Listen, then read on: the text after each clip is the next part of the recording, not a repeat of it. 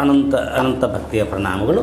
ನಾನು ಗೋಕಾಕ್ ಪರಿಸರದ ಜಾನಪದ ರಂಗಭೂಮಿ ಕಲಾವಿದ ಈಶ್ವರಚಂದ್ರ ಬೆಟಗೇರಿ. ನಾನು ಸಂಪಾದನೆ ಮಾಡಿರುವಂಥ ಈ ಶ್ರೀ ಕೃಷ್ಣ ಪಾರಿಜಾತ ರಂಗಪ್ರಯೋಗವನ್ನು ತಮ್ಮನ್ನು ಉದ್ದೇಶಿಸಿ ಈ ವಾಹಿನಿ ಮುಖಾಂತರ ನಾನು ವಾಚನ ಮಾಡ್ತಾ ಬಂದಿದ್ದೇನೆ. ಇಲ್ಲಿ ತಮಗೆಲ್ಲ ಗೊತ್ತಿರುವಂತೆ ಕೃಷ್ಣ ಪರಮಾತ್ಮ ಆತನು ಪುರುಷನಾದರೂ ಕೂಡ ಶಕ್ತಿ ಪೂಜೆ ಮಾಡಿರುವ ಸ್ಥಳಕ್ಕೆ ಗಂಡಸರ ಪ್ರವೇಶ ನಿರ್ಬಂಧ ಎಂಬ ಮಾತನ್ನು ಕೇಳಿ ಶಕ್ತಿ ಪೂಜೆ ಮಾಡುವಂಥ ಸತ್ಯಭಾಮೆಯ ಮನಸ್ಸನ್ನು ಒಲಿಸಿ ತಾನು ವಾಗ್ದಾನ ಮಾಡಿದಂತೆ ತಾನು ಅವಳಿಗೆ ಕೊಟ್ಟಂಥ ಹಾರವನ್ನು ಪುನರ್ ಪಡೆಯುವುದಕ್ಕಾಗಿ ಆತನು ಮಾಯಾವಿಯಾದಂಥ ಅವನ ಒಂದು ರೂಪವೇ ಇದು ಕೊರವಂಜಿ. ಕೊರವಂಜಿ ರೂಪ ವಿಶೇಷವಾಗಿ ಎಲ್ಲರಿಗೂ ಪ್ರಿಯವಾದಂಥದ್ದು. ಯಾಕೆಂದರೆ ಕೊರವಂಜಿ ಅಂದಾಕ್ಷಣ ಅವಳು ತ್ರಿಕಾಲಜ್ಞಾನಿ ಎನ್ನುವಂಥ ನಂಬಿಕೆ ಕೂಡ ನಮ್ಮಲ್ಲಿ ಇದೆ.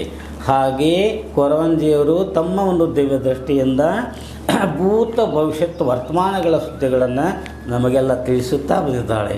ಹಾಗೇ ಕೃಷ್ಣ ಪರಮಾತ್ಮನು ಕೂಡ ತನ್ನ ಪುರುಷ ವೇಷವನ್ನು ಬಿಟ್ಟು ಸುಂದರವಾದ ಸ್ತ್ರೀಯಳಾಗಿ ಪೀತಾಂಬರ ವಸ್ತ್ರಗಳನ್ನಿಟ್ಟು ಮೈಯಲ್ಲಿ ಮೊಗ್ಗೆ ಕೊಂಬಸವನ್ನು ಕೊಟ್ಟು ಕೊಳ್ಳಲ್ಲಿ ಅಲಂಕೃತವಾದಂಥ ಆಭರಣಗಳನ್ನು ಹಾಕಿಕೊಂಡು ಮೇಲಾಗಿ ಕೊಲ್ಲೆ ಸಂಕಾಮಣಿ ತಾವರೆಮಣಿ ಕರ್ಪೂರಮಣಿ ಅಂತ ಹಾರಗಳನ್ನು ಹಾಕಿಕೊಂಡು ಗುಲ್ಗಂಜಿ ಹಾರವನ್ನು ಗುರುತಕ್ಕೆ ಇಟ್ಟುಕೊಂಡು ಬ್ರಹ್ಮಾಂಡವನ್ನೇ ಬುಟ್ಟಿಯನ್ನಾಗಿ ಮಾಡಿಕೊಂಡು ಆ ಒಂದು ಮನ್ಮಥ ಅಂದರೆ ಕಾಮದೇವನನ್ನೇ ಪ್ರದ್ಯುಮ್ನನ್ನೇ ತನ್ನ ಕೂಸನ್ನಾಗಿ ಮಾಡಿಕೊಂಡು ನೋಡಿ ಯಂತ್ರ ಸಾಹಿತ್ಯಗಳನ್ನೆಲ್ಲ ಬುಟ್ಟಿಯಲ್ಲಿ ಕಟ್ಟಿಕೊಂಡು ಅಲ್ಲಿಂದ ಮೊದಲು ಎಲ್ಲಿಂದ ಅಂದರೆ ಶ್ರೀಗಿರಿಯಿಂದ ನಾರಾಯಣಪುರಕ್ಕೆ ಬಂದು ನಾರಾಯಣಪುರದಿಂದ ಅಲ್ಲಲ್ಲಿ ಸಂಚರಿಸುತ್ತಾ ಗಂಡು ಮಕ್ಕಳಿಗೆ ಹೆಣ್ಣು ಮಕ್ಕಳಿಗೆ ಶಂಕನ ಸಾಮುದ್ರಿಕೆ ಅಂದರೆ ಬಹಳ ಪ್ರೀತಿ ಎಂದರಿತು. ಪ್ರತಿಯೊಬ್ಬರಿಗೆ ಕೇಳಿದವರಿಗೆ ಶಕುನ ಸಾಮುದ್ರಿಕೆಗಳನ್ನು ಹೇಳುತ್ತಾ ಅವನ ಮನಸ್ಸಿನ ಇಷ್ಟಾರ್ಥವನ್ನು ನೆರವೇರಿಸುತ್ತಾ ಬರುವಾಗ ಅಲ್ಲಿ ಸತ್ಯಭಾಮೆಯ ಮನೆಯಲ್ಲಿರ್ತಕ್ಕಂಥ ದಾಸಿ ದೂತಿ ಅವಳಿಗೆ ಭೇಟಿಯಾದಾಗ ಸಹಜವಾದಂಥ ಮಾತುಕತೆ ಪ್ರಾರಂಭವಾಗುತ್ತದೆ. ಅಮ್ಮ ತಾವು ಬಂದಂಥವ್ರು ಯಾರು ಅನ್ನುವಂಥ ಪ್ರಶ್ನೆಗೆ ಏಮಮ್ಮ ಏಮಂತ ಅನ್ನುವಂಥ ತೆಲುಗು ಭಾಷೆಯಲ್ಲಿ ಉತ್ತರಿಸಿದಾಗ ಪ್ರತಿಯೊಬ್ಬರಿಗೂ ತಮ್ಮ ಮಾತೃಭಾಷೆಯ ಕುರಿತು ಅಭಿಮಾನವಿರಲಿ ಎಂದು ತಿಳಿದುಕೊಂಡು ನನ್ನ ಮಾತೃಭಾಷೆ ಕನ್ನಡವಿದ್ದ ಕಾರಣ ಕನ್ನಡದಲ್ಲಿ ಮಾತಾಡಿದಾಕ್ಷಣ ಕನ್ನಡದಲ್ಲಿ ಸಕಲ ಕುಶಲೋಪರಿಗಳನ್ನು ಹೇಳುತ್ತಾ ಆ ದೂತಿ ಕೇಳುವಂಥ ಪ್ರತಿಯೊಂದು ಪ್ರಶ್ನೆಗಳಿಗೆ ಉತ್ತರವನ್ನು ಕೊಡ್ತಾ ಇರಬೇಕಂತ ಕೊರವಂಜಿ ವೇಷದಲ್ಲಿರ್ತಕ್ಕಂಥ ಕೃಷ್ಣ ಪರಮಾತ್ಮ ಮೊದಲು ಸೃಷ್ಟಿಯ ಉತ್ಪತ್ತಿ ಹೇಗಾಯಿತು, ಇದಕ್ಕೆ ಮೂಲ ಯಾರು, ಬ್ರಹ್ಮ ವಿಷ್ಣು ಮಹೇಶ್ವರರ ಸ್ಥಿತಿ ಹೇಗಾಯಿತು, ಅಗೋಚರವಾದಂಥ ಅಗಮ್ಯವಾದಂಥ ಒಂದು ಶಕ್ತಿ ಯಾವ ರೀತಿಯಾಗಿ ಈ ಸೃಷ್ಟಿಯನ್ನು ನಿರ್ಮಾಣ ಮಾಡಿತು, ಈ ಪಾಲನ ಮಾಡ್ತಕ್ಕಂಥ ಬ್ರಹ್ಮ ವಿಷ್ಣು ಮಹೇಶ್ವರರು ಯಾರು, ಇವರ ಮೂಲ ಶಕ್ತಿ ಯಾವುದು, ಆ ಅಗೋಚರವಾದಂಥ ಅಗಮ್ಯವಾದಂಥ ಶಕ್ತಿಗೆ ಆದಿ ಇಲ್ಲ ಅಂತ್ಯವಿಲ್ಲ, ಅದು ನಿರಾಕಾರ ನಿರ್ಗುಣ ನಿರ್ವಿಕಲ್ಪ ನಿರವಯ ಸತ್ವಾದಿ ಗುಣರಹಿತ ಆನಂದಾದಿ ಗುಣಗಳಿಂದ ಪರಿಪೂರ್ಣವಾಗಿರುವಂಥ ಆ ಶಕ್ತಿಯನ್ನು ಹೇಗೆ ನಾವು ತಿಳಿದುಕೊಳ್ಳಬೇಕು, ಅದಕ್ಕೆ ಮೂಲ ಏನು ಅಂತ ತಿಳ್ಕೊಂಡು ಸಕಲ ವೇದಗಳ ಕುರಿತು ಹೇಳುತ್ತಾ ಋಗ್ವೇದ ಯಜುರ್ವೇದ ಸಾಮವೇದ ಅಥರ್ವವೇದಗಳ ಮಾಡ್ತಾನೆ ಉಪವೇದಗಳ ಕುರಿತು ಹೇಳುತ್ತಾ ಪುರಾಣಗಳ ಪರಿಚಯ ಮಾಡಿಕೊಡ್ತಾ ಸಾಕಷ್ಟು 6 ಶಾಸ್ತ್ರ 18 ಪುರಾಣ 308 ಉಪನಿಷತ್ತುಗಳು ಹೀಗೆ ಸಕಲಗಳನ್ನು ಪರಿಚಯ ಮಾಡುತ್ತಾ ಕೊರವಂಜಿ ಈ ದೂತಿಗೆ ಬಹಳಷ್ಟು ಆಪ್ತಳಾಗುತ್ತಾಳೆ. ಯಾವಾಗ ಪರಸ್ಪರ ಒಂದು ಸಮಾಲೋಚನೆಯಾದಾಗ ಇಂಥ ದಿವ್ಯ ಜ್ಞಾನ ಹೊಂದಿರುವಂಥ ಈ ಕೊರವಂಜಿಯನ್ನು ಕೇಳುವಂಥ ಶಕ್ತಿ ನಮ್ಮಲ್ಲಿ ಇಲ್ಲ. ಆದರೆ ಇವಳನ್ನು ನಾನು ನಮ್ಮ ದೊರಸಾನಿ ಮಂದಿರಕ್ಕೆ ಕರ್ಕೊಂಡು ಹೋಗಬೇಕು ಅನ್ನುವಂಥ ಅಭಿಲಾಷೆಯಿಂದ ಅಮ್ಮ ಕೊರವಂಜಿ ನಿನ್ನನ್ನು ಕೇಳುವಂಥ ಶಕ್ತಿ ನಮ್ಮಲ್ಲಿ ಇಲ್ಲ, ನಾನು ಒಬ್ಬರ ಹತ್ರ ಕರ್ಕೊಂಡು ಹೋಗ್ತೀನಿ, ನೀನು ಬರ್ತೀನ ಅಂತ ಕೇಳಿದ ತಕ್ಷಣ ದಿವ್ಯಜ್ಞಾನ ಅಂತ ಪರಮಾತ್ಮನೇ ಕೊರವಂಜಿ ರೂಪದಲ್ಲಿರ್ತಕ್ಕಂಥ ನೋಡುತ್ತಿ ನೀನು ಯಾರ ಹತ್ರ ಕರ್ಕೊಂಡು ಹೋಗ್ತಿ, ಅವರ ಹೆಸರೇನು, ಅವರ ಪತಿ ಯಾರು ನಿಂತಲ್ಲಿ ಹೇಳ್ತಂತ ಹೇಳಿದಾಗ ಹೇಳಿ ಅಂದಾಕ್ಷಣ ಆವಾಗ ಹೇಳ್ತಾಳ, ದೊರೆಯಾದವನೇ ದ್ವಾರಾವತಿಯ ಪುರದರಸು ಯದುವೀರ ಶ್ರೀಕೃಷ್ಣನರ್ಧಾಂಗಿ ನಿಮ್ಮ ಸತ್ಯಭಾಮೆ ಹೌದೇನ. ರಾಗಬದ್ಧವಾಗಿ ಕೊರವಂಜಿಯ ಮಾತುಗಳನ್ನು ಕೇಳಂಥ ದೂತಿ ಹೌದಮ್ಮ ನಿನ್ನ ಮಾತು ಕರೆಯದ ನೋಡು, ಹಾಗಾದರೆ ನಮ್ಮ ದೊರಸಾನಿ ಮಂದಿರಕ್ಕೆ ಹೋಗೋನು ಬರ್ತೀಯೇನ ಅಂದ ಅಕ್ಕನ ಮಾಯಾ ಲೀಲೆಗಳನ್ನು ಮಾಡ್ತಕ್ಕಂಥ ಕೃಷ್ಣ ಪರಮಾತ್ಮ ಸರ್ವಜ್ಞನಾದರೂ ಕೂಡ ಹೇಳ್ತಾನೆ, ನೋಡಮ್ಮ ಯಾಕೆ ಕರೆಸಿದಳಮ್ಮ ಲೋಕನಾಥನ ರಾಣಿ, ಯಾಕೆ ಕರೆಸಿದಳಮ್ಮ ಲೋಕನಾಥನ ರಾಣಿ, ಆಕೆ ಸೌಭಾಗ್ಯದೊಡವಿ, ಆಕೆ ಸೌಭಾಗ್ಯದೊಡವಿ, ನಾ ಪುಟ್ಟ ಬಡವಿ, ಯಾಕೆ ಕರೆಸಿದಳಮ್ಮ ಅಂತ. ಆ ನಮ್ಮ ದರ್ಶನ ಹಂತಕಿ ಶ್ರೀಕೃಷ್ಣ ಪರಮಾತ್ಮನ ಪಟ್ಟದ ರಾಣಿ. ಇದಲ್ಲದೆ ಅವಳು ದೊಡ್ಡ ಶ್ರೀಮಂತಿ, ಅವಳು ರೂಪವಂತಿ, ಅಂಥವಳು ನನ್ನನ್ನು ಯಾಕೆ ಕರೆಸಿದಳ ಅಂದ ಕೂಡಲೇ ತೂತಿ ಸಮಂಜಸವಾಗಿ ಉತ್ತರವನ್ನು ಕೊಡ್ತಾನೆ. ನೋಡಮ್ಮ ವಿದ್ವಾನ್ ಸರ್ವತ್ರ ಪೂಜ್ಯತೆ ಅಂತ ಅಂದರೆ ಏನು, ವಿದ್ಯೆ ಇದ್ದವರು ಎಲ್ಲೆಲ್ಲ ಪೂಜ್ಯನೇ ಇರೋದಾರ. ಅದಕ್ಕಾಗಿ ನೋಡು ನಿನ್ನಲ್ಲಿ ಅಂಥ ಒಂದು ವಿದ್ಯೆ ಅದ, ನಾನು ನಿನ್ನನ್ನು ಪರೀಕ್ಷೆ ಮಾಡಿದ್ದೀನಿ, ಮತ್ತು ನಿನ್ನನ್ನು ಕೇಳುವಂಥ ಶಕ್ತಿಯೂ ನನ್ನಲ್ಲಿ ಇಲ್ಲ. ಅದಕ್ಕಾಗಿ ನೀನು ನಮ್ಮ ದರ್ಶನ ಮಂದಿರಕ್ಕೆ ಬರಬೇಕು ಅಂದ ಕ್ಷಣ ಆಗಲೇ ಬರ್ತೀನಿ. ಆದರೆ ನಾನು ಬರಬೇಕಾದ್ರೆ ನೋಡು ನನ್ನ ಕೂಸು ಅಳ್ಳಿಕತ್ತಂದ ಕ್ಷಣ ಮಗುವಿಗೆ ಅಳ್ಳಿಕತ್ತಾಗ ಅದಕ್ಕೆ ಏನು ಬೇಕು ಅನ್ನೋದಂದ್ರೆ ಮಕ್ಕಳಿಗೆ ಅಳ್ತಾ ಇದ್ದಾರೆ. ಬಾಲಾಣಾಂ ರೋದನಂ ಫಲ ಅನ್ನಂಗೆ ಸಣ್ಣ ಮಕ್ಕಳಿಗೆ ಮಾತಾಡಲಿಕ್ಕೆ ಬಾಯಿರಂಗಿಲ್ಲ. ಅದಕ್ಕೆ ಅವರಿಂದ ಅಳಿವಿನ ಮುಖಾಂತರವಾಗಿ ಅದನ್ನು ಪ್ರಕಟ ಮಾಡ್ತಾರೆ. ಹೀಗಾಗಿ ನಿನ್ನ ಕೂಸಿಗೆ ಮಲೆ ಕೊಡಿಸೋ ಅಂದ ಕ್ಷಣ ಹುಟ್ಟ ಮೊದಲು ನನ್ನ ಮಕ್ಕಳನ್ನ ಮಲೆ ಕೊಡೋದಿಲ್ಲ ಅಂಥೇಳಿ ತಾತ್ವಿಕ ನೀತಿಯಿಂದ ನೀತಿಬದ್ಧವಾದಂಥ ಒಂದು ಶಮಣಾಸುರ ದೈತ್ಯನ ಕಥೆಯನ್ನು ಹೇಳಿ, ಹೀಗೆ ನೋಡು ಶಿವನ ಮಾತನ್ನು ಕೇಳಾರಂಥ ದಾಕ್ಷಾಯಣಿ ದಕ್ಷ ಬ್ರಹ್ಮಣ ಯಜ್ಞನ ಹೋಗಿ ಅವಮಾನಿತಳಾಗಿ ತೆರಿಗೆ ಬಾರದೆ ಹೋದಾಗ ಅವಾಗ ಏನಾಗ್ತದಂದ್ರೆ ದಕ್ಷ ಬ್ರಹ್ಮಣ ಯಜ್ಞಕುಂಡದಲ್ಲಿ ಹಾರಿದಾಗ ಸುದ್ದಿ ಶಿವನಿಗೆ ತಿಳಿದು ಆತನು ಕೋಪೋದ್ರಿಕ್ತನಾಗಿ ಮೂರನೇ ಕಣ್ಣನ್ನು ತೆರೆದಾಗ ಕಾಮದೇವ ಆತನನ್ನು ಎವಿಸಿಕೊಂಡು ಸುಟ್ಟು ಬೂದಿ ಆಗ್ತಾನೆ.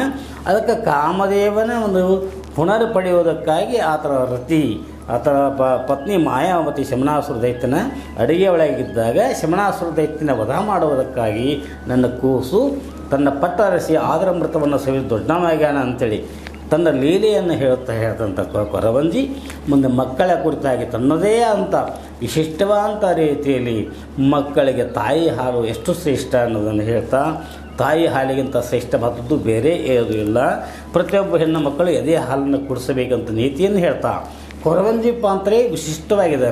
ಇಲ್ಲಿ ಮಾಯಾವಿಯಾದ ಕೃಷ್ಣ ಪರಮಾತ್ಮ ತಾನು ಕೊರವಂಜಿಯಾದರೂ ಕೂಡ ನೀತಿ ಬೋಧನೆಗೆ ಹೆಚ್ಚಿನ ಪ್ರಾಶಸ್ತ್ಯವನ್ನು ಇಲ್ಲಿ ಕೊಡಲಾಗಿದೆ. ನಿಜವಾಗಿಯೂ ನಮ್ಮ ಹಿರಿಯರ ಪಾರಿಯಾತಕರ್ತರರು ಜನಮನವನ್ನು ತಿದ್ದುವುದರ ಜೊತೆಗೆ ನೀತಿಯನ್ನು ಬೋಧನೆ ಮಾಡುವ ಜೊತೆಗೆ ಆರೋಗ್ಯ ಕಾಪಾಡುವಲ್ಲಿ ಜನಜೀವನದ ಸ್ವಾಸ್ಥ್ಯವನ್ನು ಕಾಪಾಡಿಕೊಂಡು ಸಾಮಾಜಿಕ ಸ್ವಾಸ್ಥ್ಯವನ್ನು ಸುಸ್ಥಿತಿಯಲ್ಲಿ ಇಡುವುದಕ್ಕಾಗಿ ಈ ಕೊರವಂಜಿ ಪಾತ್ರವನ್ನು ಸೃಷ್ಟಿ ಮಾಡಿದ್ದಾರೆ. ಇಂಥ ಈ ಪಾತ್ರದ ಮೂಲಕವಾಗಿ ಕೃಷ್ಣ ಪರಮಾತ್ಮ ನೀತಿ ಬೋಧನೆಯೊಂದಿಗೆ ಸಮಾಜ ತಿದ್ದುವಂತಹ ಕಾರ್ಯವನ್ನು ಮಾಡುತ್ತಿರುವಾಗ, ಅಮ್ಮ ಏನೇ ಇರಲಿವಾ ನಾನು ನಮ್ಮ ದರ್ಶನ ಹತ್ರ ಕರ್ಕೊಂಡು ಹೋಗ್ತೀನಿ, ನೀನು ಬಾ ಅಂದ ಕ್ಷಣ ಆಗಲಾಗಮ್ಮ ಸಂತೋಷವಾಯಿತಮ್ಮ ನಿನ್ನ ಮಾತನ್ನು ಕೇಳಿ, ಸಂತೋಷವಾಯಿತಮ್ಮ ನಿನ್ನ ಮಾತನ್ನು ಕೇಳಿ, ನಡೆ ಬಟ್ಟೆ ತೋರಿಸ ಬಾಲೆಯರ ಮನೆಗಮ್ಮ ಸಂತೋಷವಾಯಿತು. ಅಲ್ಲ ನಿನ್ನ ಮಾತನ್ನು ಕೇಳಿ ಸಂತೋಷ ಆಯಿತು, ಹೋಗೋ ನಡಿ ಅಂದ ಕ್ಷಣ ಹೇಗೆ ಹೋಗಬೇಕು, ನಾವು ಎಲ್ಲಿಯಾದರೂ ಹೋಗಬೇಕಾದ್ರೆ ವ್ಯರ್ಥವಾಗಿ ಕಾಲಹರಣ ಮಾಡದೆ ಸದಾಕಾಲವು ಪರಮಾತ್ಮನ ಧ್ಯಾನದಲ್ಲಿರಬೇಕು ಅಂತೇಳಿ. ಅಂದರೆ ಭಗವಂತನ ಧ್ಯಾನ ಮಾಡ್ತಾರೆ ಏನಾಗ್ತದೆ ಅಂದರೆ ನಾವು ಮನೆಯಲ್ಲೇ ಇರಲಿ ಬೇರೆ ಎಲ್ಲೇ ಇರಲಿ ಭಗವಂತನ ನಾಮಸ್ಮರಣೆ ಮಾಡುವಂಥ ಕಾರ್ಯ ಶುದ್ಧಿಯಾಗ್ತದೆ. ನೋಡಿ ಹೆಣ್ಣು ಮಕ್ಕಳು ಮನೆಯಲ್ಲಿ ಅಡುಗೆ ಮಾಡ್ತಾಯಿದ್ರು ಕೂಡ ನೋಡು ಭಗವಂತನ ಧ್ಯಾನದಲ್ಲಿ ಮಾಡ್ತಾಯಿದ್ರೆ ಮಾಡಿದಂಥ ಅಡುಗೆ ಅಮೃತ ಸಮಾನವಾಗ್ತದೆ ಅಂತ ತಿಳ್ಕೊಂಡು ಹೋಗುವಾಗ ಪರಮಾತ್ಮನ ನಾಮಸ್ಮರಣೆ ಮಾಡ್ತಾ ದರ್ಶನ ಮಂದಿರಕ್ಕೆ ಬರಬೇಕನ್ನುವಷ್ಟರಲ್ಲಿ ಅವಳಿಗೆ ಮನಸ್ಸಿಗೆ ಆನಂದ ಆಗ್ತದೆ. ಆನಂದವಾದ ಬೆಳಕೆ ಬೇರೆ ಏನಿಲ್ಲ. ಪ್ರತಿಯೊಬ್ಬರು ಲೋಕದಲ್ಲಿ ಅಪೇಕ್ಷೆ ಮಾಡುವುದೇನು ತಾವು ಸುಖವಾಗಿರಬೇಕು, ತಮ್ಮ ಹೆಂಡತಿ ಮಕ್ಕಳು ಸುಖವಾಗಿರಬೇಕು, ಹಾಗೆ ತಮ್ಮ ಬಂಧು ಬಳಗ ಸುಖವಾಗಿರಬೇಕು, ತಮ್ಮ ಊರಿನ ಜನ ಸುಖವಾಗಿರಬೇಕು, ತಮ್ಮ ನಾಡು ಜನ ಸುಖವಾಗಿರಬೇಕು. ಅಷ್ಟೇ ಅಲ್ಲ, ರಾಷ್ಟ್ರವಲ್ಲದ ವಿಶ್ವದ ಪ್ರತಿಯೊಬ್ಬ ಜೀವಿಯು ಸುಖವಾಗಿರಬೇಕನ್ನುವಂಥ ಅಪೇಕ್ಷೆಯನ್ನು ಮಾಡುವುದು ಸಹಜವಾಗಿದೆ. ನೋಡು ಇದಕ್ಕೆ ಏನಂತಾರವ ಅಂತಂದರೆ ಪುರುಷಾರ್ಥ ಅಂಥೇಳಿ ಹೇಳ್ತಾರಂತೆ ಕೊರಂಜಿದಾಗ. ಪುರುಷಾರ್ಥ ಅಂದರೆ ಏನು, ಅತ್ಯಂತ ದುಃಖ ನಿವೃತ್ತಿಯಾಗಿ ಪರಮಾನಂದ ಪ್ರಾಪ್ತಿಯಾಗಬೇಕೆಂಬುದೇ ಮೂಲ ಧ್ಯೇಯ. ಪ್ರತಿಯೊಬ್ಬ ಜೀವಿ ಲೋಕದಲ್ಲಿ ಹುಟ್ಟಿದವರು ಅಪೇಕ್ಷೆ ಮಾಡೋದು ತಾನೂ ಸುಖವಾಗಿರಬೇಕು, ತನ್ನಂತೆ ಇತರರು ಸುಖವೇ ಆಗಿರಬೇಕೆನ್ನುವಂಥ ಅಪೇಕ್ಷೆ ಇರುವುದು ಸಹಜದ ಅಂಥೇಳಿ ನೀತಿ ಬೋಧೆಯನ್ನು ಹೇಳಿದಾಗ ಸಂತೋಷಗೊಂಡಂಥ ಆ ದೂತಿಕ ಸ್ತ್ರೀಗಳು. ಹಾಗಾದರೆ ನಮ್ಮ ನೋಡುವುದು ಕೊರವಂಜಿ ನಮ್ಮ ದರ್ಶನ ಮಂದಿರ ಬಂತು ನೋಡು ನೀ ಇಂಥ ಮಾತುಗಳನ್ನು ಹೇಳ್ಕೋತ ಬಂದಾಗ ನಮಗೆ ಕೇಳ್ಕೋತ ದಾರಿ ಹೊದದ್ದ ಗುರ್ತಾಗಿಲ್ಲ. ಇದನ್ನು ನೋಡುವ ನಮ್ಮ ದರ್ಶಾನಿ ಮಂದಿರ ಅಂದಾಕ್ಷಣ ಅದನ್ನು ನೋಡಿ, ಅಲ್ಲ ಪರಮಾತ್ಮನ ಮಂದಿರ ನಿಮ್ಮ ದರ್ಶಾನಿ ಮಂದಿರ ಎಷ್ಟು ಚಂದದ ಬಿಟ್ಟಿತ್ತೇನುವ. ಮಣಿ ಹೆಂಗಿರ್ಬೇಕಂದ್ರೆ ಮಣಿ ಚಿಕ್ಕದಿರಲಿ ದೊಡ್ಡದಿರಲಿ ಮಣಿ ಸದಾ ನಲಿಯುತ್ತಿರಲಿ, ಮನೆಯ ಜೀವಿ ಮನೆಗಳಲ್ಲಿ ಸುಖ ಶಾಂತಿ ತೋರುತ್ತಿರಲಿ, ಇಷ್ಟವಾದ ಶೋಭೆಯಲ್ಲಿ ಬಾಗಿಲಂದ ನಗುತ್ತಲಿರಲಿ, ಮುಗುಳು ನಗೆಯ ಚೆಲುವಿನಲ್ಲಿ ಸ್ವಾಗತ ಕೋರುತ್ತಿರಲಿ, ಮನೆಯ ಅಂದ ಹೇಗೆ ಇರಲಿ ಮನಸ್ಸು ಮಾತ್ರ ದೊಡ್ಡದಿರಲಿ, ಸದಾಶರಣ ಸಂಘವಿರಲಿ, ಮುಕ್ತಿಕಾಂತಿ ನೆನಪು ಬರಲಿ ಅಂತೇಳಿ ಕವಿಗಳು ಹೇಳ್ತಾರಮ್ಮ. ಅದಕ್ಕೆ ಮಣಿ ಹಾಗೆ ಇರಲಿ, ಮನಸ್ಸು ದೊಡ್ಡದಿರಬೇಕು. ಅದಕ್ಕಾಗಿ ಈ ನಿಮ್ಮ ದರ್ಶಾನಿ ಮಂದಿರ ಭಾಳ ಆನಂದದಾಯಕದ, ಚಂದದ. ಅದಕ್ಕಾಗಿ ನಾನು ಇಲ್ಲೇ ಕೂಡ್ತೇನೆ, ಇದು ಒಳಗೆ ಬಾ ಅಂತ ನೀ ಹೇಳೋದು ಕರೆ ಆದರೆ ನಾವು ಒಳಗೆ ಬರೋದಿಲ್ಲ. ನೋಡಿ ಇಲ್ಲೇ ವರಾಂಗದಲ್ಲಿ ಎಷ್ಟೋ ಚಂದದ, ಇಲ್ಲೇ ನಾನು ಕೊಡ್ತೀನಿ, ನಿಮ್ಮ ದರ್ಶನ ನೀನು ಕರಿ ನಾ ಬರ್ತೆ ಅಂದಾಕ್ಷಣ ಆಗಲಮ್ಮ ನೀ ಹೇಳಿದಂತೆ ಆಗಲಿ, ನಾನು ನಮ್ಮ ತಾಯಿಯನ್ನು ಕರಿತೀನಿ, ನೀನು ಇಲ್ಲೇ ಕೂಡು, ಇಷ್ಟರಲ್ಲಿ ನಮ್ಮ ತಾಯಿ ಬರ್ತಾಳ ಆಗಲಿ, ನಾನು ಅವಳ ನಿರೀಕ್ಷೆಯಲ್ಲೇ ಇರ್ತಾಯಿದ್ದೀನಿ, ಕೂಗಿ ಕರಿ ಅಂದಾಕ್ಷಣ ಆ ದೂತಿ ಅಮ್ಮ ತಾಯಿ ಕೊರವಂಜಿ ಬಂದಾಳ, ಹಾಗೆ ಕೊರವಂಜಿ ಬಂದ ನೀಡಿ ಕರಿಸಮ್ಮ. ಹಾಗಲ್ಲಮ್ಮ, ನೀಡಿಕೊಂಡು ತಿಂದು ಉಂಡು ಹೋಗುವಂಥ ಕೊರವಂಜಿ ಅವಳಲ್ಲ, ಎಂಥವಳೆ ಅಂತಂದ್ರೆ ನೋಡು ಬ್ರಹ್ಮಜ್ಞಾನ ಅಪರೋಕ್ಷ ಜ್ಞಾನ ಬಲ್ಲಂಥ ದಿವ್ಯಜ್ಞಾನಿ ಕೊರವಂಜಿನ ಕರ್ಕೊಂಡು ಬಂದೇನಿ. ಮತ್ತೆ ಅವಳು ಎಲ್ಲಿದ್ದಾಳ? ಇಲ್ಲೇ ಅದಾಳ, ಇಲ್ಲೇ ಬಂದು ದ್ವಾರ ಬಾಗಿಲಲ್ಲಿ ಕೂತಾಳ. ಬಾಗಿಲನ್ನು ಬಾರದು, ಬಾಗಿಲು ಯಾಕೆ ಅನ್ನಬಾರ್ದು ಅಂದರೆ ನೋಡು ಸಣ್ಣವ್ರದಿದ್ದರೆ ಬಾಗಿಲನ್ನು ಬೇಕು, ದೊಡ್ಡವ್ರಿದ್ದರೆ ದ್ವಾರ ಬಾಗಿಲ ಹಾಗೇನಿಲ್ಲ. ಇಲ್ಲಿ ತಾರತಮ್ಯ ಅನ್ನೋದನ್ನೇ ಬೇಡ. ಯಾಕೆ ಚಿಕ್ಕವರಿರಲಿ ದೊಡ್ಡವರಿರಲಿ ಅವರಿಗೆ ಮಾನ್ಯತೆ ಮಾತ್ರ ಒಂದೇ ಇರ್ತದೆ. ಅದಕ್ಕಾಗಿ ನೀನು ಹೊರಗಿಂದ ಬಾರಮ್ಮ ಅಂದ್ಕೂಲೆ ಶೃಂಗಾರವಾಗಿ ಸತ್ಯಭಾಮೆ ಅವಳು ದರ್ಶಾನೆ ಬರುವಂಥ ಇದ್ದೆವು. ದೂರದಿಂದಲೂ ಬಂದೆ ನಾರಿಯ ಶೌರ್ಯಳನು ಕಂಡೇನಾ, ಮೀರಿದ ಪರಿತೋಷ ನಲಿವಲಿದಾಡುತ್ತ ದೂರದಿಂದಲೂ ಬಂದೆ ನಾರಿಯ ಶೌರ್ಯಳನು ಕಂಡೆ. ಅಮ್ಮ ಕೊರವಂಜಿ ಎಲ್ಲಿದ್ದಾಳ? ಅದಕ್ಕೆ ಅಲ್ಲವ ಇಲ್ಲೇ ಕೂತಾಳ ನೋಡು ಅಂದ್ಕೊ. ನೋಡಿದಾಕ್ಷಣ ಸಹಜವಾಗಿ ಏನಾಗುತ್ತೆ ಅಂದರೆ ಸತ್ಯಭಾಮಿಗೆ ಆ ಕೃಷ್ಣ ಪರಮಾತ್ಮನೇ ಕೊರವಂಜಿ ರೂಪದಲ್ಲಿ ಬಂದಿದ್ದರಿಂದ ಈ ಇವಳು ಕೊರವಂಜಿ ಅಲ್ಲ, ನನ್ನ ಗಂಡ ಪರಮಾತ್ಮನೇ ಅಂತ ಕಾಣಿಸ್ತಾ ಅಂತ ಕವಲೆ. ಅಲ್ಲ ತಾಯಿ, ನೋಡು ನಿನ್ನ ಗಂಡ ಸೀರೆ ಹುಟ್ಟಿದಾರೆ ಅದು ಗೊತ್ತಾಗೋಲ್ಲ, ಪರಮಾತ್ಮರಿಗೆ ಸೀರೆ ಹುಡ್ದೇನು ಅಸಾಧ್ಯ ಅಲ್ಲ. ಯಾಕಂತಂದರೆ ಹಿಂದಕ್ಕೆ ಎಷ್ಟೋ ಸಾರಿ ನನ್ನ ಭಗವಂತ ಸ್ತ್ರೀ ರೂಪ ಧಾರಣ ಮಾಡಿದಾನೆ ಅಂತೇಳಿ. ಯಾವಾಗ ದೇವದಾನವರ ಕೂಡಿ ಅಮೃತ ಹಂಚುವ ಕಾಲಕ್ಕೂ ನನ್ನ ಪರಮಾತ್ಮ ಈ ಮೋಹಿನಿ ರೂಪದಿಂದ ಬಂದಾನೆ.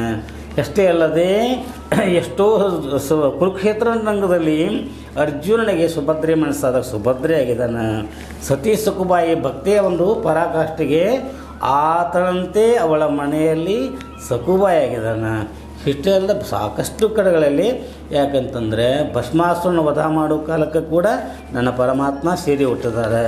ಹೀಗೆ ಅವರು ಈಗೇನು ಬಂದ ಕಡೆಗೆ ಏನಂತೀವ ಅಂತ ಕಲಿಕೆ ಕೊರವಂಜಿ ಅಲ್ಲ, ಈಗ ನನ್ನ ಪರಮಾತ್ಮರೇ ಹೌದು. ಆಯ್ತು ಬಿಡುವ, ನೀ ಹೇಳ್ದಂಗೆ ಮಾಡೋಣ. ಇವಳು ಪರಮಾತ್ಮರು ಅಂತೀಯ ಆಗಲಿ. ಮತ್ತು ಬಗಲಾಗ ಏನದ ಕೂಸದ, ಹಂಗಾರೆ ಗಂಡಸರು ಹಿಡಿತಾರೆ ಏನು ಅಂತೇಳಿ ಉತ್ತೇಜನೆ ಮಾಡಿದಾಗ ಅಲ್ಲ ಗಂಡಸರೇನು ಹಿಡಿತಾರೋ ಇಲ್ಲಮ್ಮ. ನೋಡು ಏನೇ ಆಗಲಿ ಕೂಡ ಮನುಷ್ಯನ ರೂಪ ಬದಲಿ ಆಗಬಹುದು, ಅದರ ಧ್ವನಿಯಲ್ಲಿ ಹೋಗ್ತದೆ. ಹೌದು ನನ್ನ ಮಾತು ಕರೆಯದ.